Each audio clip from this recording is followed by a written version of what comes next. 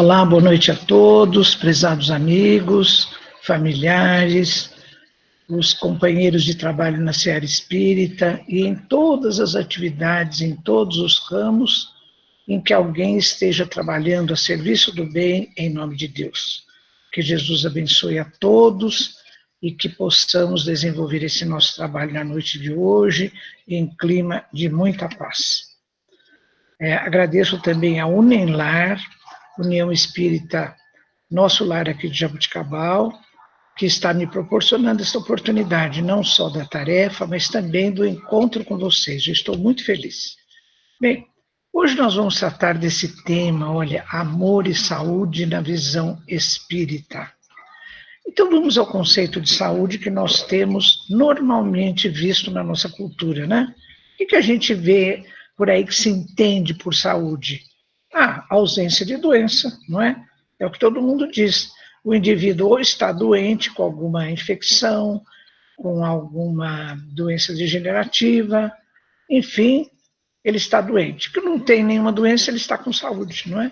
Mas não é bem assim que as coisas funcionam. Inclusive, a gente valoriza tanto esse bem-estar só do corpo físico, que nós valorizamos muito as pessoas que praticam exercícios físicos, que são atletas, né, que têm essa rotina de cuidar do corpo. Isso é muito bom.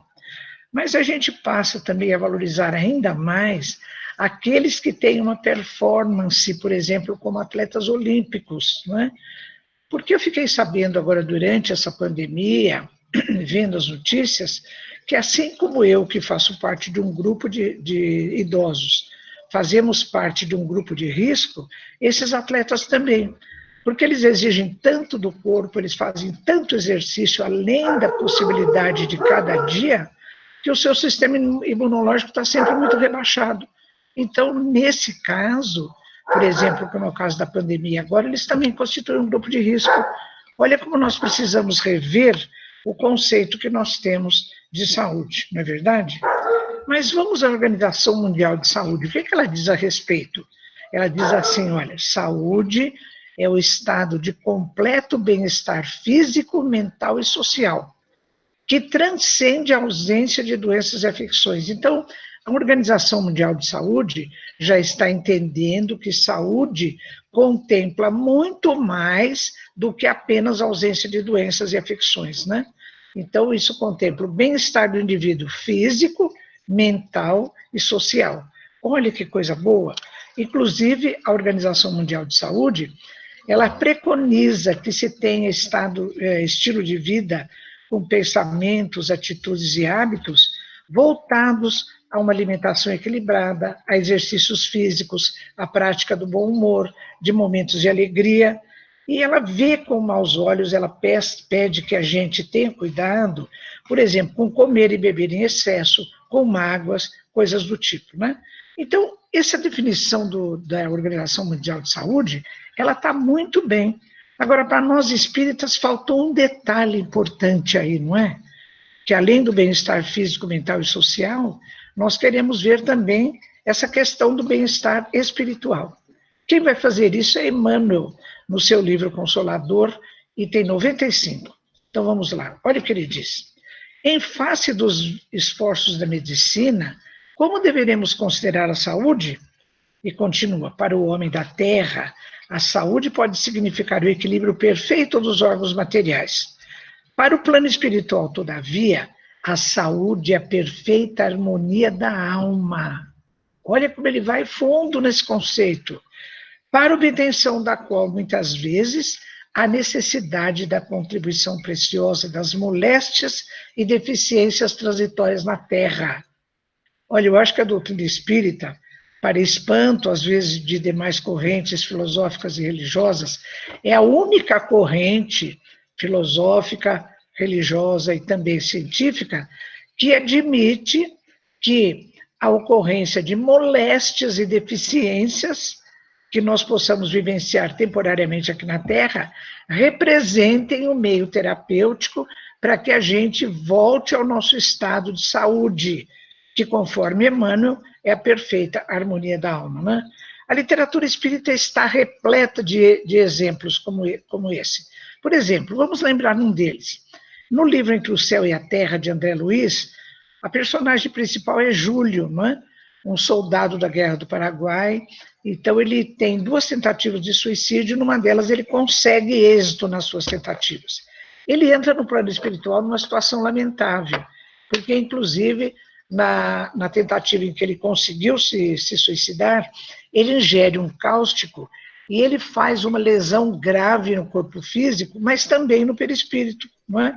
Então, no perispírito ele é atendido, ele sofre muitas dores e tudo, e é projetado o processo reencarnatório dele, porque na vivência de doença no corpo físico, que vai lhe afetar toda essa parte da garganta e das vias respiratórias, é que ele vai aos poucos, enquanto o espírito valorizando o corpo físico, valorizando a saúde, e arrependendo-se do gesto translocado que ele teve com o suicídio, é que ele vai voltar à sua harmonia da alma, né?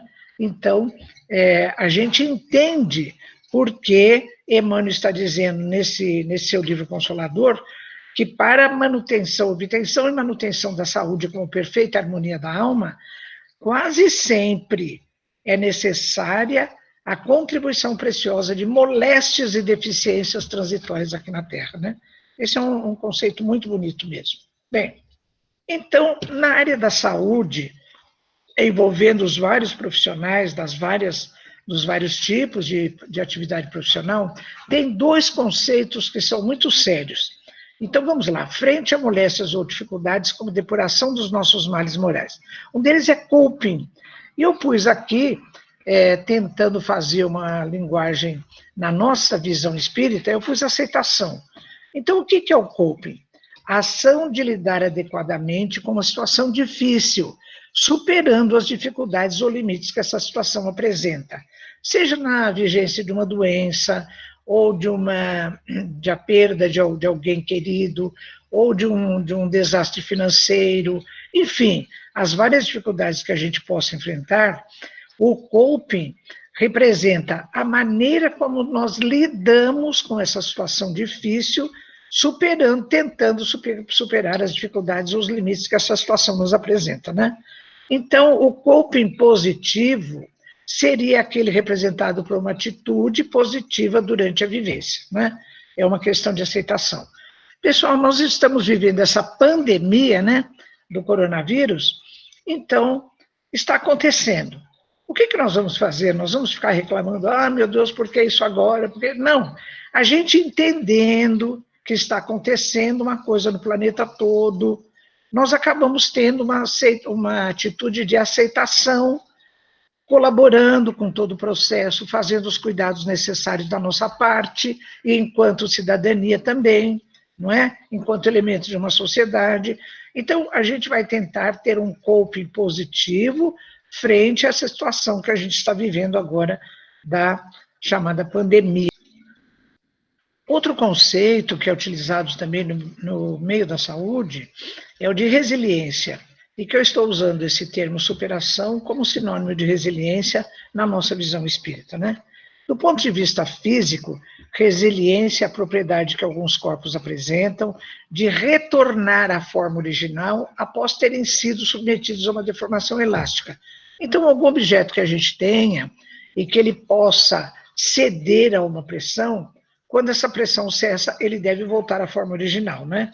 Do ponto de vista emocional, seria a capacidade do ser humano de lidar com problemas, adaptar-se a mudanças, superar obstáculos ou resistir à pressão de situações diversas. Então, eu estou entendendo que enquanto o coping é aquela tentativa de atitude positiva durante a vigência de uma situação difícil, a resiliência seria a maneira como nós adotaríamos uma atitude positiva após uma vivência difícil. Porque com o coping positivo nós amadurecemos e evoluímos com essa experiência, não é?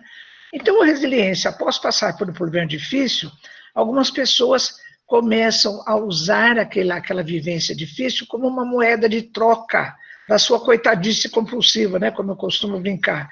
Então, ela fica lembrando, puxa vida, eu sofri tanto, porque foi assim, porque foi assado. Ora, A gente, quando supera um obstáculo, a gente tem que valorizar o que aprendeu, valorizar o que nós evoluímos, né? Então, seria uma atitude positiva frente a uma situação difícil que nós vivemos. Aí entra a vivência do amor, o amor próprio, o amor para consigo mesmo e o amor para com o semelhante.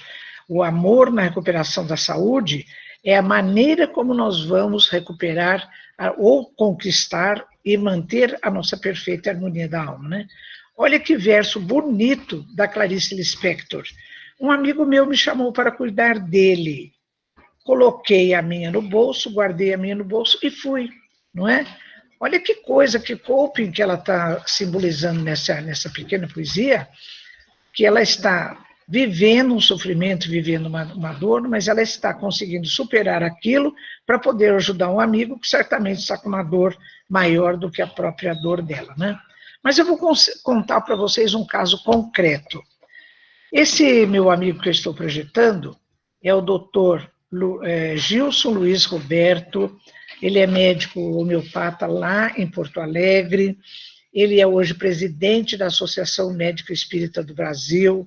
É uma figura, assim, muito querida. O doutor Gilson é uma pessoa acolhedora, carinhosa, mas ao mesmo tempo ele é firme, ele é incisivo, ele é determinado, ou seja, ele tem todas as características de um verdadeiro líder. Como ele é médico homeopata, e ele também trabalha no meio espírita, efetivamente, eu perguntei para ele, falei, Gilson, você poderia me passar o caso de algum paciente seu, sem identidade, né, para preservar como é que a gente diz? Preservar a identidade da criatura, mas apenas de alguém que superou uma grande dificuldade. Então, um dia, em seguida ele se encontrou comigo, ele disse, Silvânia, não só eu te trouxe um caso, mas a pessoa, que é a paciente, ela pediu, autorizou que eu a identificasse, inclusive que passasse o site dela. É o caso da Zeli Chaibel, aí de Porto Alegre. Eu fiquei muito feliz com isso, agradeci muito a Zeli, o caso dela é muito bonito. Então é assim, olha, a Zeli Guimarães Chaibel, ela nasceu em 1954, hoje ela deve estar por volta de uns 66 anos. Aos 44 anos, ela teve um câncer de mama, ela fez cirurgia, ela fez radioterapia, e ela entrou em profunda depressão. Ela não aceitava aquilo, ela era muito moça para ter um câncer, porque ela, aquelas coisas, né? Então, ela ficou numa profunda depressão. Alguém indicou o doutor Gilson, ela acabou sendo paciente dele. O doutor Gilson fez o tratamento homeopático e depois, como ela chorava muito, ela não conseguia falar, ele dizia, Zeli, escreva o que você está sentindo. Ela escrevia as coisas e tal. Bom, aos poucos ele foi levando ela para a casa espírita para tomar passe, para ouvir uma palestrinha, não é, para um atendimento espiritual. Bem, ela foi se entrosando na casa espírita, e ela foi indo, e ela começou a ver que outras pessoas lá no grupo estavam com problemas muito mais difíceis que o dela. E ela começou a dizer, meu Deus, mas isso que a pessoa está passando, eu já passei, e eu sei que a gente melhora, eu sei que tem uma saída. Ela começou a escrever. Escreveu primeiro esse livro, olha, o Vai e Vem da Vida.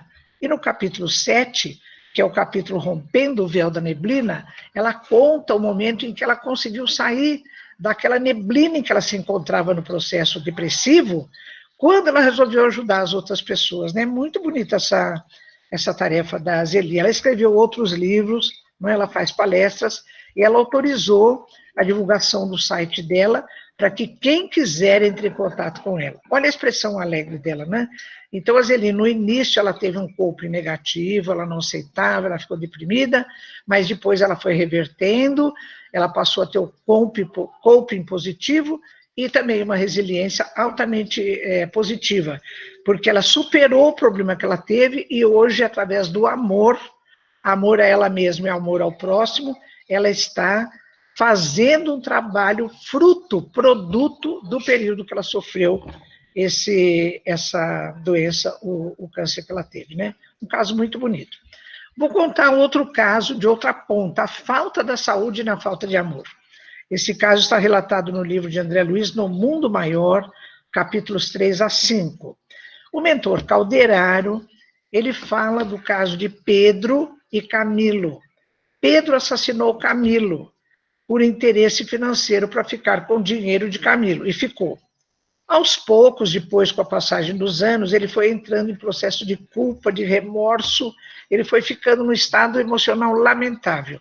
E o Camilo, desde que desencarnou, está num processo terrível de vingança contra o Pedro. Bom, quando André Luiz e Calderaro chegam aos dois, tentando auxiliá-los, já fazia 20 anos que eles estavam no mais alto grau de processo obsessivo, de possessão ou subjugação.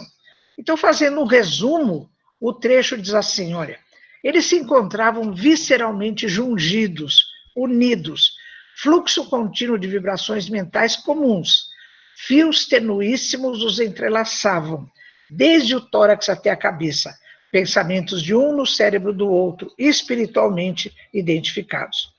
Pedro, além de toda a sua desorganização emocional, também promoveu, através do processo de somatização, desorganização da sua função motora.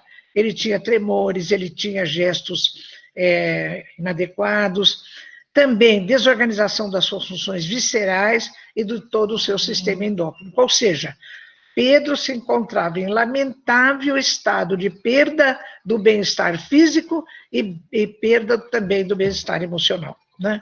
Bem, então, neste caso, a gente está vendo que a falta de amor, tanto do Pedro, que assassinou o Camilo, quanto de Camilo, que faz 20 anos que está em processo de vingança contra Pedro, essa falta de amor vitimou os dois, porque os dois estão em total desequilíbrio emocional. E o Pedro encarnado ainda desorganizou também o seu bem-estar do corpo físico, né?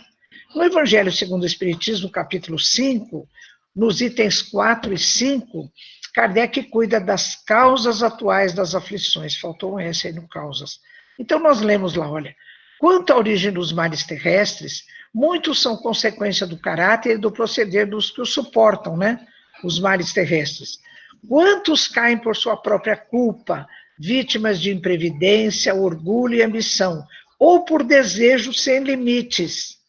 Quantas doenças e enfermidades decorrem da intemperança e dos excessos de todo gênero? Olha que coisa, né?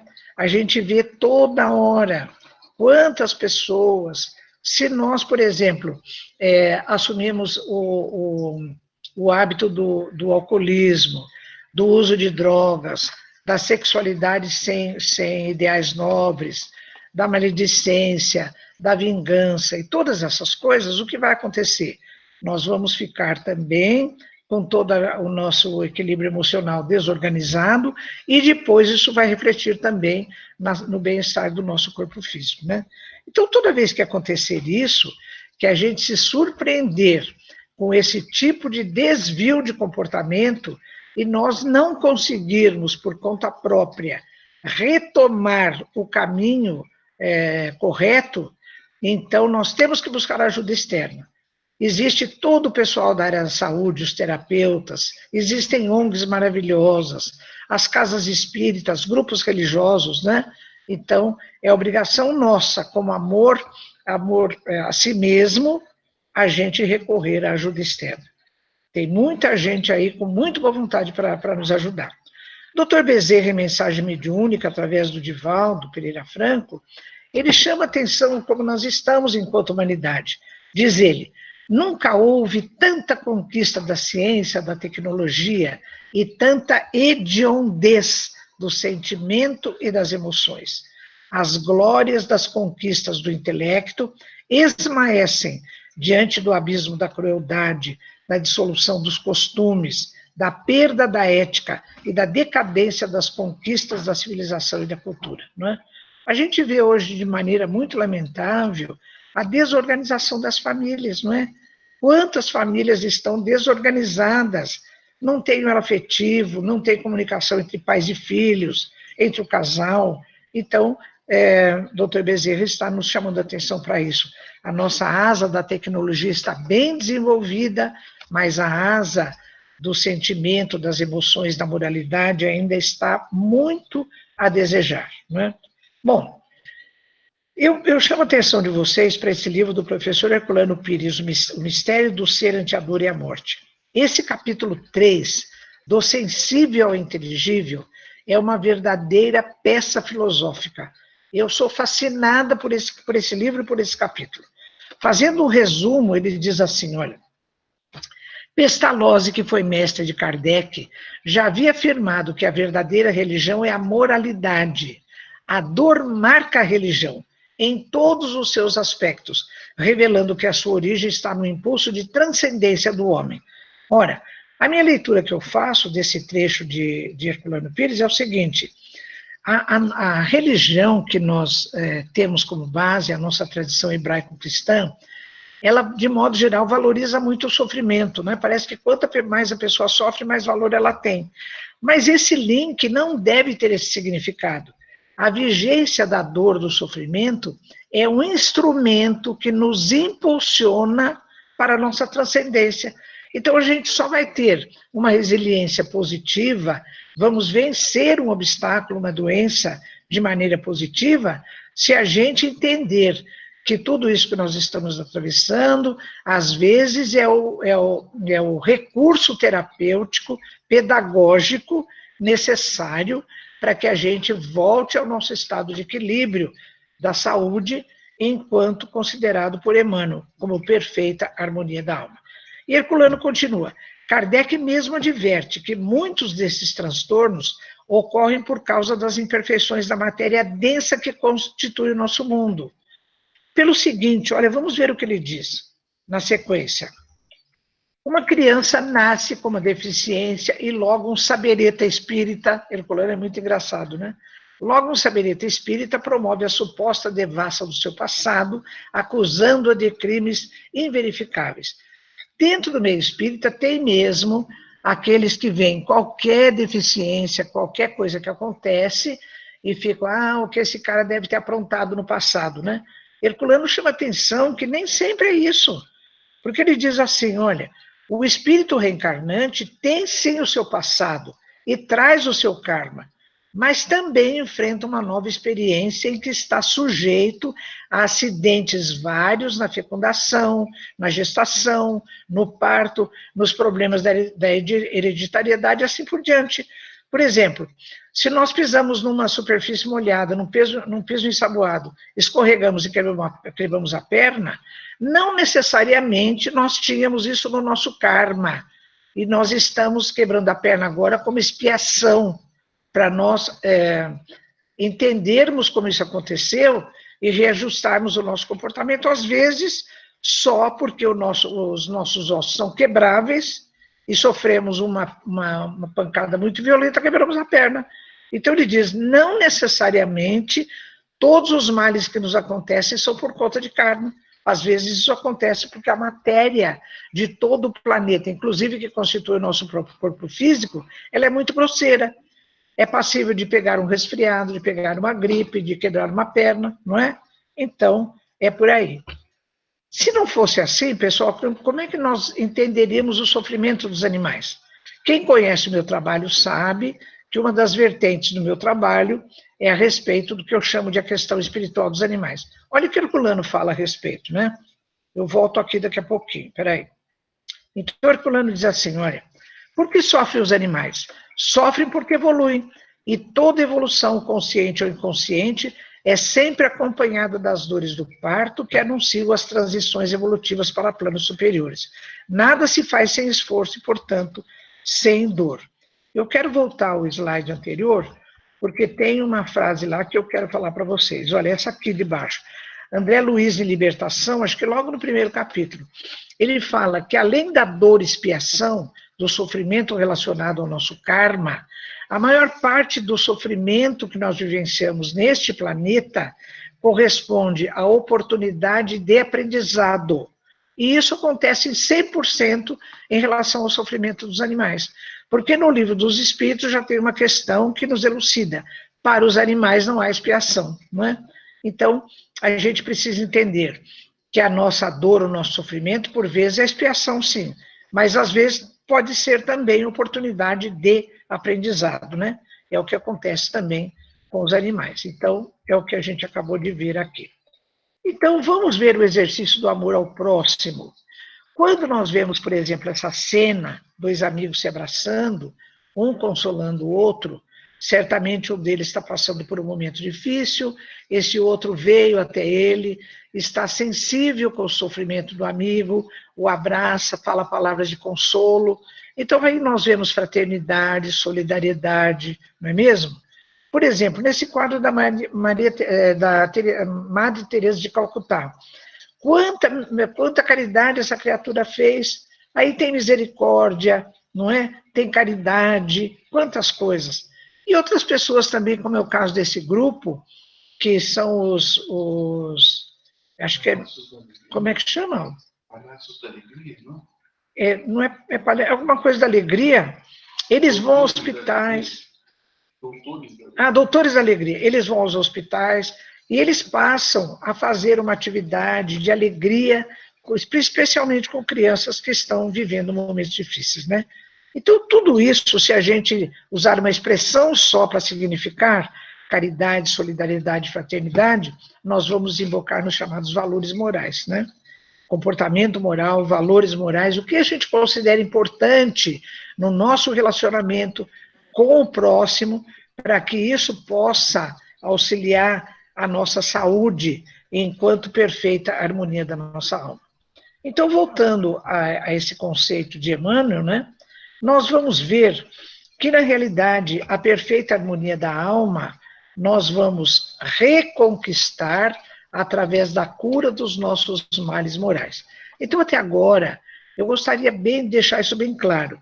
Existe o seguinte: seja momentos difíceis que nós estamos passando, por karma nosso do passado, estamos em expiação, seja por acidentes que aconteceram em virtude da densidade da nossa matéria, né? de também são momentos difíceis, então, de qualquer modo, nós temos que cuidar dos nossos valores morais, que implicam essa força, esforço, boa vontade, para vivenciarmos a situação da melhor maneira possível, de maneira positiva, aprender e evoluir com isso, né? Então, a gente vai tratar da chamada cura dos valores morais. Não por outra razão, Kardec, quando construiu a estrutura da doutrina espírita, os andaimes do alicerce da doutrina espírita, ele colocou: a doutrina espírita tem como base a ciência, tem também um aspecto filosófico, que vai analisar o significado do conhecimento adquirido pela ciência. E tudo isso tem consequências morais, porque ele partiu da premissa que todo conhecimento deve valorizar a vivência de harmonia do ser humano, melhorar o ser humano. Então, ele pergunta aos espíritos, na questão 625 do Livro dos Espíritos: qual o tipo mais perfeito que Deus ofereceu ao homem para lhe servir de guia e modelo? A resposta é direta, objetiva: vede Jesus, não é? Então, Jesus é a maior referência da moral enquanto estrutura da doutrina espírita. Para todos nós, né, que somos das chamadas doutrinas cristãs, Jesus é a nossa maior referência, com certeza. Então, vamos ver algumas passagens de Jesus em que nós vemos essa tarefa de Jesus. Porque quando Jesus, nos vários episódios que ele tem, que são maravilhosos, a gente vê que determinadas correntes religiosas e filosóficas têm uma determinada interpretação da figura de Jesus. Tem algumas que consideram Jesus como Salvador. Então é assim: Jesus veio aqui, foi imolado como um carneiro, foi crucificado, morreu na cruz para nos salvar, não é? Então é assim: Jesus, ele que veio nos salvar, vai nos pegar no colo e vai nos salvar. É uma visão, nós respeitamos. Outras pessoas, outras correntes, entendem Jesus como agente de cura do corpo físico. Ela é verdadeira, porque Jesus curou leprosos, curou paralíticos, curou cegos, não é verdade? Mas eu acho que essas duas visões de Jesus não correspondem totalmente à excelência da sua figura, porque Jesus, na realidade, ele também é agente de autocura, né? Nós vemos isso onde? Na Gênesis de Kardec, capítulo 15, no item 28. Lá está escrito assim: Jesus curou os males físicos, sim, curou, mas, sobretudo, curou os males morais. Ele veio como pedagogo ensinar para todos nós a cura dos nossos males morais, porque através da cura dos males morais, nós iríamos conseguir a perfeita harmonia da nossa alma, ou seja, a reconquista ou a conquista da nossa saúde. Vamos rever, por exemplo, essa passagem maravilhosa do paralítico da piscina, que há 18 anos estava nessa situação. Ele busca Jesus, né? E Jesus, após a cura, lhe diz: tu que foste curado, não peques mais, para que no futuro não te aconteça coisa pior. Olha como Jesus está vinculando o fato dele ter sido curado com essa proposta de não pecar mais, porque então a sua saúde, a sua harmonia da alma estaria assegurada, não é? Então ele está vinculando a sua saúde, inclusive do bem-estar do corpo físico, a essa cura dos seus males morais, né? Essa passagem é muito bonita. Outra que não implica necessariamente em saúde do corpo, em doença do corpo físico, é da mulher adúltera, né? Eu considero essa passagem como sendo uma das mais bonitas e mais expressivas de todo o Evangelho, né? Então, quando ela é surpreendida em adultério, ela é levada à praça pública, porque, segundo a lei mosaica, ela devia ser lapidada até a morte. Então, Jesus chega e ele fala, né, aquele que tiver sem pecado, aquele que tiver sem erro, atire a primeira pedra. E vão se afastando primeiro os mais velhos, não sei se porque já tinham alguma sabedoria ou tinham mais pecados, né? E depois, até que quando Jesus ajuda ela a se erguer, ele pergunta, ninguém te condenou? E ela olha, não tem mais ninguém. Ela disse, não, Senhor, ninguém. Então Jesus lhe diz, olha que coisa mais bonita, coisa mais afetiva, mais amorosa. Jesus lhe diz, nem eu te condeno. Vai, e de agora em diante não peques mais. Que coisa mais bonita que essa passagem, né? Bem, até quando Jesus fala outra expressão, vai, a tua fé te curou, a tua fé te salvou, também isso tem ligação com o nosso estado de saúde. Vocês querem ver? Então vamos ver. Continua ainda a referência na Gênese de Kardec, capítulo 15. O caso daqueles 10 leprosos que Jesus cura, né? Um deles é samaritano. Então Jesus, ele diz para os 10, ide vos mostrar aos sacerdotes. E enquanto eles iam, as feridas foram secando e eles foram ficando curados. Só um deles volta para agradecer a Jesus, é o samaritano. E é interessante porque o samaritano, ele é uma figura que em todo o evangelho a gente vê que ele era discriminado, não é? Então, ele sempre era objeto de uma atitude separatista, porque a Samaria foi uma região que foi invadida muitas vezes por povos estranhos e acabou havendo uma miscigenação étnica. Então, os outros judeus achavam que os samaritanos não eram mais judeus puros, por isso eles eram discriminados. Jesus não tinha nada disso com ele, né? Então Jesus, o samaritano chega, se ajoelha, agradece a Jesus. Jesus, então, erguendo, ele diz, erguei-vos e de vossa fé vos salvou. Outra passagem muito bonita também é daquela mulher que sangrava há 12 anos, né?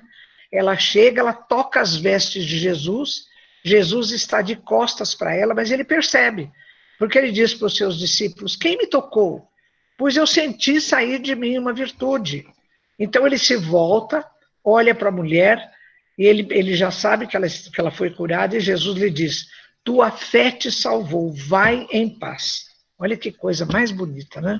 Bem, quando eu fiquei pensando essa coisa da fé, eu falei, mas que significado tem isso tão forte? Eu fui procurar no Evangelho, do Evangelho segundo o Espiritismo, no capítulo 19, e tem 12, está escrito assim, a fé é o sentimento inato no homem da sua destinação futura. Eu percebi que eu tinha um conceito errado de fé. Porque eu achava assim, quando eu tinha uma dificuldade, eu peço aos amigos espirituais que me ajudem, peço a Jesus que me ajude, eu tenho fé que eles vão me ajudar. Isso não é fé nesse sentido, né? Isso é esperança, é desejo que eles me ajudem. Porque a fé, no sentido evangélico, é o sentimento inato no ser humano da sua destinação futura. Todos nós sabemos que o nosso destino é evoluir é buscar a luz, né? É chegar mais próximo possível dos valores da nossa divindade. Continua o texto. É a consciência das prodigiosas faculdades que o homem traz em germe no íntimo, a princípio em estado latente, mas que deve fazer germinar e desenvolver através da sua vontade ativa. Por isso que Jesus dizia: sois deuses e não sabeis, podeis fazer tudo que eu faço e muito mais. Imagina se nós temos a pretensão de fazer o que Jesus fazia, né? Mas ele disse: podeis fazer o que eu faço e muito mais. No íntimo, nós sabemos que temos potencialidades, né? E que podemos desenvolver através da nossa vontade ativa. Isso me lembra uma página de Emmanuel sobre autoiluminação. Vocês querem ver? Olha, no livro Caminho, Verdade e Vida, no capítulo 76, Emmanuel diz assim: nem sempre os seguidores do Cristo compreendem esse grande imperativo da iluminação própria. Esmagadora percentagem de aprendizes permanece atenta à edificação dos outros, menosprezando o ensejo de alcançar os bens supremos para si. É muito difícil encontrar a oportunidade da autoiluminação, né, através de gratificações da existência humana, porquanto o recurso bendito da iluminação se esconde muitas vezes dos obstáculos, perplexidades e sombras do caminho. Olha, vocês querem ter uma aula de autoiluminação? Leiam o livro, quem ainda não leu, do irmão Jacó, que é o pseudônimo de um espírita que ficou famoso aqui no Brasil, na década de 20, 30, 40, Frederico Figner. Ele trabalhou na meio espírita, ele fez uma porção de coisas e tal. Quando ele desencarnou, achou que estava com o espírito muito iluminado, não estava, né? Então, porque ele cuidou de fazer coisas para fora, fazer por fazer, mas não cuidou da sua própria iluminação. Então, isso é muito bonito, né? No Evangelho segundo o Espiritismo de Kardec, logo na introdução no capítulo 4, Kardec fala que Sócrates e Platão foram precursores da doutrina cristã e do Espiritismo. Eu me interessei por isso, comecei a estudar um pouco os filósofos e vi umas coisas muito bonitas. Por exemplo, Sócrates, século V e IV a.C., a filosofia dele era chamada antropocêntrica, de antropós do grego, quer dizer ser humano, né? Por quê? Os filósofos pré-socráticos, antes de Sócrates, eles observavam toda a natureza. Sócrates, o que ele fez? Ele fechou o foco, fechou em um elemento da natureza, o ser humano. E mais ainda, ele, como dizia que a missão do ser humano é buscar a virtude, as faculdades que ele pode desenvolver do seu íntimo, então a filosofia dele era chamada de filosofia moral. Ele valorizava o aspecto moral no comportamento do ser humano. Ele já admitiu o ser humano como tendo corpo físico e alma, que ele chamava de psique, né? A psique, como nós falamos hoje. E a finalidade do ser humano é buscar a sua virtude, que em grego é areté, né? E ele falava que o meio de atingir a virtude é cuidar de si. Por isso que ele usava essa frase, conhece-te a ti mesmo, que ele trouxe lá do oráculo de Delfos quando esteve lá. Então ele dizia assim, olha, o homem virtuoso que consegue virtudes é feliz, e sua felicidade ajuda outras pessoas a serem felizes também. Então ele dizia que a virtude ela não podia ser contemplativa, ela tinha que ter uma ligação com o senso de utilidade, né? A sua felicidade e a sua virtude também servir para fazer o outro ser feliz, o outro também ser virtuoso. Então, essa coisa da virtude não contemplativa, mas a virtude com finalidade útil. Platão, que foi discípulo de Sócrates, né? Ele identificava o bem com o divino. Olha o conceito de fé da doutrina espírita. Porque, lembra do conceito de fé? É o sentimento inato no ser humano da sua destinação futura, que é chegar ao máximo da luz, aproximar-se da perfeição relativa, né? Exatamente do divino. Então, cultivar o bem, buscar a virtude, é aproximar-se do divino. Ele dizia assim, o que liberta o homem é o conhecimento, e para se chegar ao conhecimento, o homem tem que transcender, ou seja, buscar a luz, fazer a sua autoiluminação. Olha como tudo isso vai se somando, né? Ele usava a mesma dialética de Sócrates, ou seja, o diálogo, mas com o senso do bem, isto é, do amor. Por quê? filósofos até contemporâneos de Sócrates, chamados sofistas, eles usavam a dialética, o diálogo e a retórica para fazer um exercício de vencer o argumento do outro. Então, a finalidade da dialética para os sofistas não era buscar o bem, era vencer o outro. Eles eram uma espécie de personal training de políticos. Então, era assim, o indivíduo queria seguir a carreira política, ele tinha um sofista ao lado dele para ajudá-lo na retórica, no discurso e na argumentação. Platão dizia assim, não, a dialética tem que estar associada ao senso do bem, isto é, do amor. Então ele dizia, o princípio da dialética e o fim é sempre a conquista, é a vivência do eros, né? Que é a representação grega do amor. Então isso é tudo muito bonito, né? Toda essa visão holística do bem, da cura dos males morais, para a conquista da nossa saúde, da nossa virtude, ela vem desde dos gregos, dos filósofos gregos mais antigos. Olha a doutrina espírita aí, vamos ver que fala dessa tal de moral. Livro dos Médiuns 303. O objetivo da doutrina espírita é o aperfeiçoamento moral da humanidade. Na Revista Espírita de Kardec, de 1859, nós lemos: o objetivo da Sociedade Parisiense de Estudos Espíritas não é apenas a conquista dos princípios da ciência espírita, ela vai mais longe, estuda também as suas consequências morais, pois é principalmente nestas que está a sua verdadeira utilidade. Olha aí o preceito socrático, né? Da virtude não contemplativa, mas com verdadeira utilidade. Eles falam-se tanto em moral que Kardec pergunta aos espíritos, questão 629 do Livro dos Espíritos. Que definição se pode dar à moral? Olha o que os espíritos respondem. A moral é a regra da boa conduta e, portanto, da distinção entre o bem e o mal. O homem se conduz bem quando faz tudo tendo em vista o bem e para o bem de todos, porque então observa a lei de Deus. E onde está escrita a lei de Deus? Será que é daqueles escritos antigos, nos papiros? Não. Na 621, os espíritos esclarecem. Quando Kardec pergunta onde está escrita a lei de Deus, simplesmente na consciência. Descartes dizia que o ser humano tem no seu íntimo uma porção de coisas que já trazem essa noção da divindade. Ele diz assim, é a marca do Criador na criatura. É como um artista que assina a sua obra, né? Então, Deus que nos criou, ele colocou a sua assinatura na nossa consciência, colocando já os princípios da sua lei que nós temos lá no nosso íntimo, né? Então, quando a gente fala de todas as leis morais, que estão na terceira parte do Livro dos Espíritos, todas essas, né? Digamos assim, o fechamento da conquista das leis mais sofisticadas, que contemplam o aspecto moral, é a chamada perfeição moral. É a virtude que Sócrates chamava de arité, né? A busca da nossa virtude, da nossa perfeição moral. Vamos a uma delas, olha. Quando se pergunta no Livro dos Espíritos, como é que se entende por perfeição moral, os Espíritos respondem na questão 893 do Livro dos Espíritos. A mais meritória de todas as virtudes é aquela que se baseia na caridade mais desinteressada. Eu coloquei aí a cena daquela passagem do bom samaritano, né, que socorre o indivíduo que foi assaltado na estrada. É uma passagem também muito bonita, né? Fazer o bem sendo bom.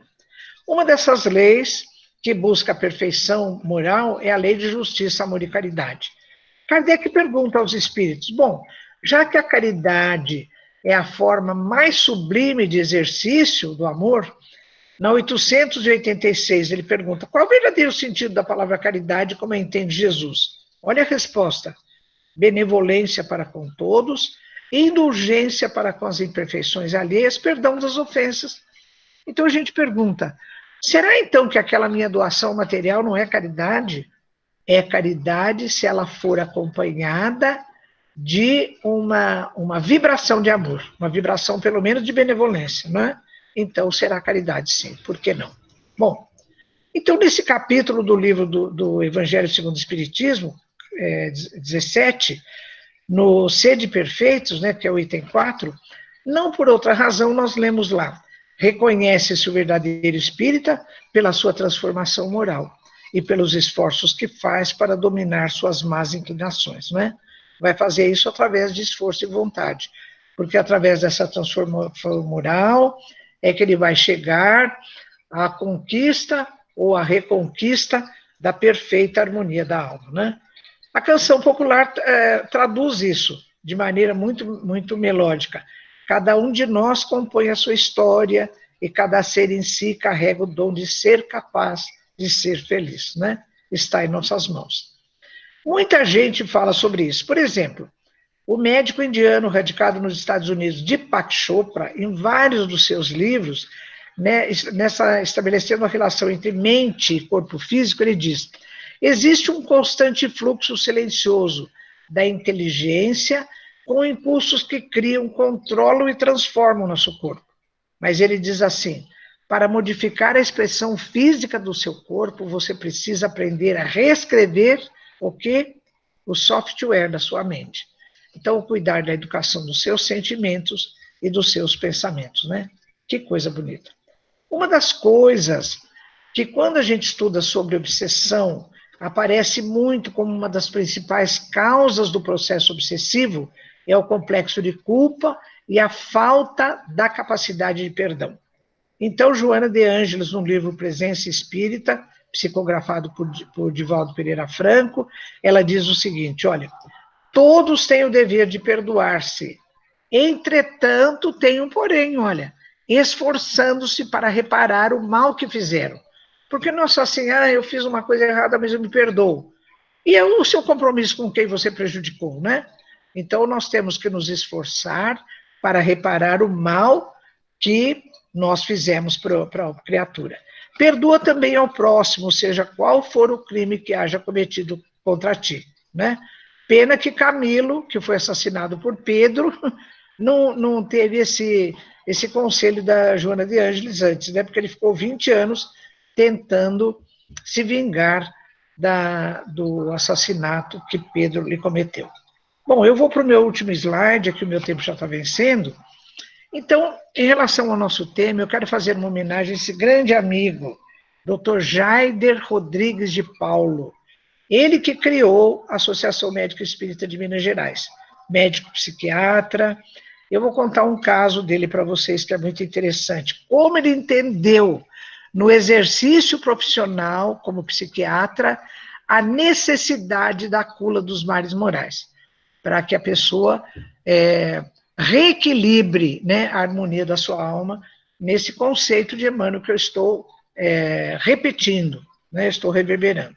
Então, ele contou o seguinte, que ele atendeu lá na clínica dele, de psiquiatria, uma pessoa muito influente lá nos arredores da cidade onde ele mora, em Minas Gerais. Ele foi com a esposa, estava numa crise de pânico terrível. Bem, então ele fez toda a amnese e tudo, abriu o seu receituário, receitou o medicamento, e depois ele pegou outra folha do seu receituário e receitou o quê? Esse livro, olha, Vinha de Luz. E ele disse assim para a esposa desse paciente: olha, a senhora peça para o seu motorista, saindo daqui, passar nessa mesma avenida aqui lá em cima, tem uma livraria espírita. A senhora pede para ele entrar, compra esse livro, Vinha de Luz. Todo dia pela manhã no café, a senhora segura as mãos do seu esposo e lê uma das páginas do Vinha de Luz. Daqui 2 meses, quando ele voltar, a senhora vai me contar que efeito teve a leitura desse livro, que é um medicamento que eu estou receitando para o seu marido. Então, encerrando o caso, e sabe onde ele contou essa história? Num congresso médico espírita na Alemanha, com uma plateia materialista, cheia de médicos lá, psiquiatras materialistas. Então ele disse assim: olha, eu sei que tem psiquiatra que tem um currículo muito melhor que o meu, tem estágios no exterior, tem isso, tem aquilo, mas eu tenho uma coisa que é muito difícil o outro ter. Eu receito Jesus, eu receito o Evangelho. E ele receita mesmo, não é? Então, ele entendeu que no meio dele, como ele é espírita, um recurso que ele tem é a leitura de alguns livros que trazem esse livro psicografado por Chico Xavier, né? É um livro pelo Espírito Emmanuel também, que traz aconselhamento, traz instrumentos que fazem o indivíduo induzem o indivíduo, motiva o indivíduo a buscar a cura dos seus males morais, né? Então, depois eu encontrei com ele num congresso aqui no Brasil, logo em seguida, e para a rodinha de outras pessoas que estavam aqui, eu contei, eu falei, olha, vocês não sabem como o Dr. Jaider é corajoso, porque ele foi lá contar na Alemanha, numa plateia materialista, que ele receita Jesus, né? Receita, portanto, o Evangelho, as passagens de Jesus, como sendo uma motivação para a cura dos nossos males morais. Porque esse é um instrumento importante para nós voltarmos ao equilíbrio, à perfeita harmonia da alma, ou seja, a nossa saúde, segundo o conceito de Emmanuel, né? Então, pessoal, é isso que eu trouxe para vocês na noite de hoje. O nosso tempo está vencendo. Eu fico agora disponível para comentários, para acréscimos, ou mesmo para pergunta que vocês querem fazer, viu? Boa noite a todos. Muito obrigada pela presença.